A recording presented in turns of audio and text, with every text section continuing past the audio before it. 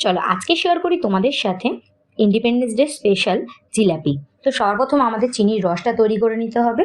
তো আমি এখানে 2 বাটি চিনি নিলাম আর ওই বাটিরই 1 বাটি জল। এবার এটাকে আমি গ্যাসে বসিয়ে দেবো। গ্যাসে এটাকে ফুটতে দেবো চিনিটা গলে যাওয়া অবধি। আর দিয়ে দিলাম আমি 3টে এলাচ। এটা একটু মিক্স করে নিলাম। দেখো জলটা কিরকম ঘোলা হয়ে রয়েছে, তো সেটা পরিষ্কার করার জন্য দিয়ে দিলাম একটুখানি দুধ। যখন চিনিটা পুরোপুরি গলে যাবে আর জলটা যখন ফুটে যাবে, একদম পুরোপুরি দুধগুলো দেখো কেটে ওপরে ভেসে উঠেছে, নোংরাগুলো ফেলে দিলাম। আর দিয়ে দিলাম একটুখানি কেশর।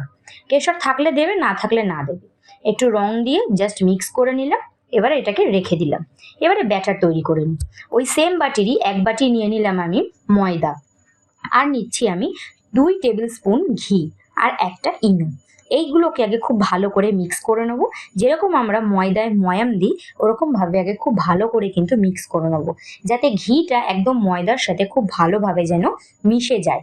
এটা কিন্তু খুব একটা ইম্পর্টেন্ট স্টেপ, ঘিটা যেন ময়দার মধ্যে একদম খুব ভালোভাবে মিক্স হয়ে যায়। তো দেখো আমার হয়ে গেছে। এবারে ওই বাটিরই 1 বাটি আমি দিয়ে দিলাম জল। 1 বাটি জল একেবারে দেবো না, অল্প অল্প করে দেবো আর অল্প অল্প করে মেখে নেবো। হাত দিয়ে আমি মাখছি, তোমরা চাইলে এটা বিটার দিয়েও করতে পারো।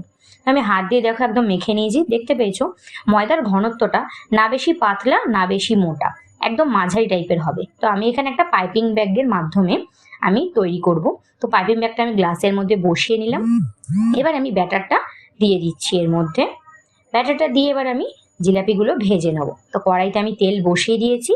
দেখো এরকম গোল গোল করে ঘোরালেই কিন্তু জিলাপি তৈরি হয়ে যাবে। হ্যাঁ, হয়তো দোকানের মতন হবে না, কিন্তু তবে হয়ে যাবে আর কি। খেতে ভালোই হয়, একদম দোকানের মতোই খেতে হয়। তবে দেখতে হয়তো দোকানের মতন হবে না, কারণ আমি পারি না। আমি তবু চেষ্টা করেছি তোমাদের সাথে শেয়ার করার। জিলাপিটা হয়তো দোকানের মতন দেখতে হয়নি, কিন্তু খেতে হবে দোকানের মতন, এইটুখানি গ্যারেন্টি দিয়ে বলতে পারি। তো দেখো একদম ভাজা হয়ে গেছে লাল লাল করে। ভেজেই কিন্তু একদম কড়াই থেকেই ডাইরেক্ট আমাদের চুবিয়ে দিতে হবে চিনির শিরার মধ্যে। জাস্ট 2 থেকে 3 সেকেন্ড, তারপরেই তুলে নেবো। এর মধ্যে রস ঢুকে যায়। তো দেখো আমি আরো কতগুলো জিলাপি কিন্তু এরকম করে সমস্ত জিলাপি তৈরি করে নিচ্ছি। তো এরকম লাল লাল করে ভেজে নিয়ে জাস্ট চিনির রসের মধ্যে ডুবিয়ে দিলেই কিন্তু আমাদের একদম দোকানের স্টাইলের জিলাপি রেডি হয়ে যাবে। রেসিপিটা ভালো লাগলে একটা লাইক করে দিও।